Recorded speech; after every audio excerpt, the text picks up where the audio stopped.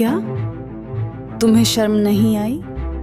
एक ब्राह्मण होकर नीची जाति के व्यक्ति को गुरु बना लिया। शारदा जी, जब व्यक्ति बहुत बुरे दौर से गुजर रहा होता है तो वह हर संभव प्रयास करता है, तब चाहे उसे किसे भी गुरु क्यों ना बनाना पड़े।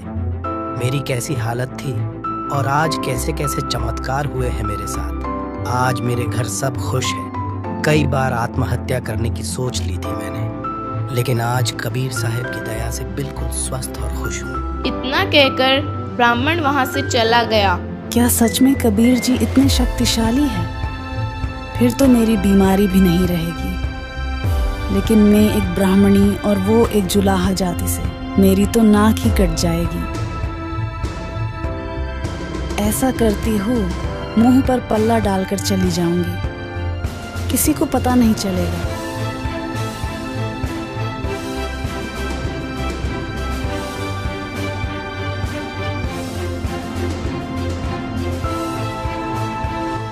क्यों शारदा, आज एक जुलाहे के पास कैसे आना हुआ तेरा? तूने तो ब्राह्मण समाज को शर्मसार करने वाली बात कर दी।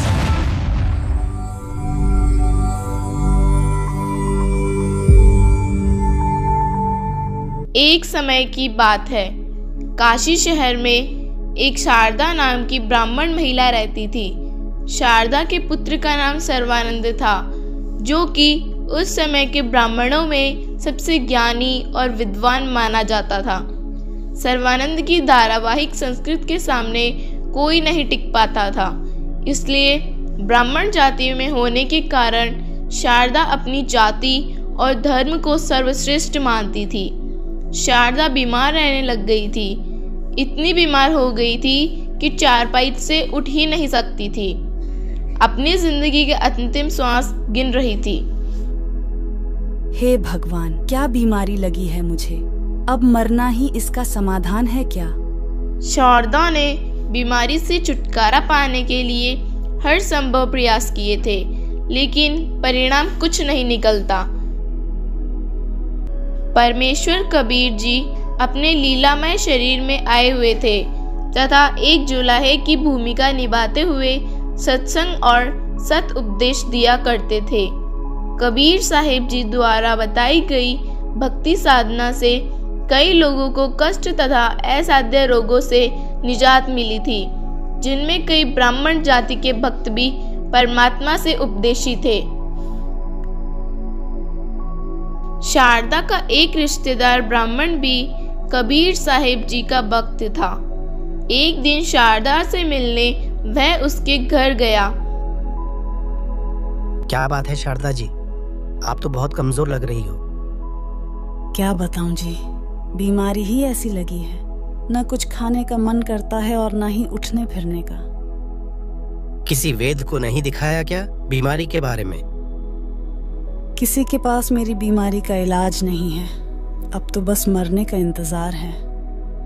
शारदा जी, अगर आप मेरे गुरुदेव से उपदेश लेती हो तो जरूर आपका यह रोग नहीं रहेगा। कौन है आपके गुरुदेव? मेरे गुरुदेव कबीर साहब जी है। कौन कबीर साहब? किस जाति से है और कहाँ रहते हैं? वे एक जुलाहा जाति से है और जुलाहों की गली में ही रहते हैं। क्या तुम्हें शर्म नहीं आई? एक ब्राह्मण होकर नीची जाति के व्यक्ति को गुरु बना लिया। शारदा जी, जब व्यक्ति बहुत बुरे दौर से गुजर रहा होता है तो वह हर संभव प्रयास करता है, तब चाहे उसे किसे भी गुरु क्यों ना बनाना पड़े। मेरी कैसी हालत थी और आज कैसे कैसे चमत्कार हुए हैं मेरे साथ। आज मेरे घर सब खुश है। कई बार आत्महत्या करने की सोच ली थी मैंने, लेकिन आज कबीर साहब की दया से बिल्कुल स्वस्थ और खुश हूँ। इतना कहकर ब्राह्मण वहां से चला गया। शारदा सोचती रह गई और रिश्तेदार से अच्छा व्यवहार न करने पर अपने आप को कोस रही थी।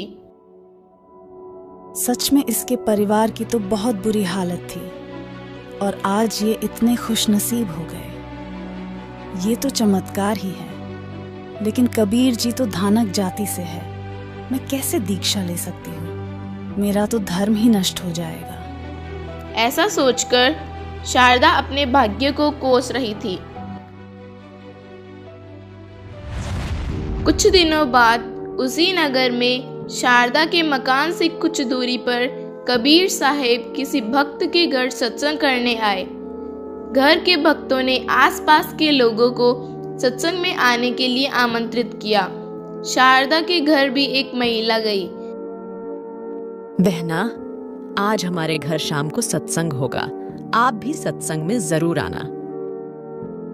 ठीक है, लेकिन कौन है आपके गुरु? हमारे गुरुदेव कबीर साहब जी हैं। कौन कबीर? वो धानक जुलाहा कबीर?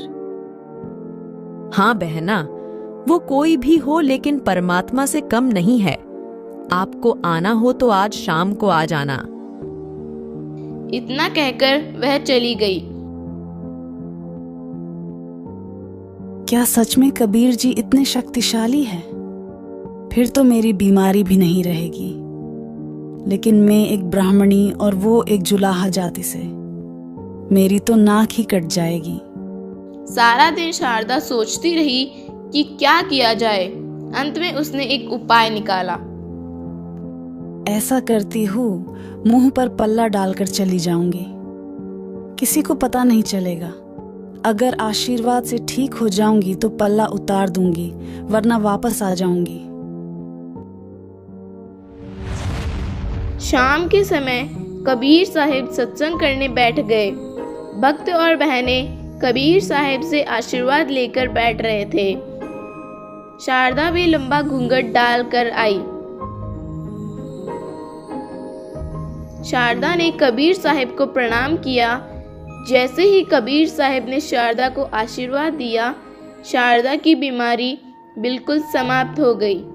क्यों शारदा, आज 1 जुलाई के पास कैसे आना हुआ तेरा? तूने तो ब्राह्मण समाज को शर्मसार करने वाली बात कर दी। तभी शारदा ने अपना घूंघट उतार दिया। क्षमा कीजिए भगवान। शारदा ने कबीर साहब से माफी मांगी। उसने अपनी सारी पीड़ा बताई और समाज के सामने सच्चाई उजागर की। शारदा ने बताया कि वह तो मरने की कगार पर थी, उसके पास और कोई चारा नहीं था, लेकिन पूर्ण परमेश्वर कबीर साहिब जी ने उसे एक नया जीवन दान दिया है। शारदा ने कबीर साहिब से दीक्षा ग्रहण कर ली और सद्भक्ति प्रारंभ की। ये अनमोल ज्ञान जगत गुरु तत्वदर्शी संत रामपाल जी महाराज के सत्संगों का अंश मात्र है। संपूर्ण आध्यात्मिक ज्ञान के लिए सुनिए संत रामपाल जी महाराज के मंगल प्रवचन। आप संत रामपाल जी महाराज जी के मंगल प्रवचन संत रामपाल जी महाराज एप्लीकेशन पर भी सुन सकते हैं तथा उनके द्वारा लिखी पुस्तकें भी डाउनलोड कर सकते हैं।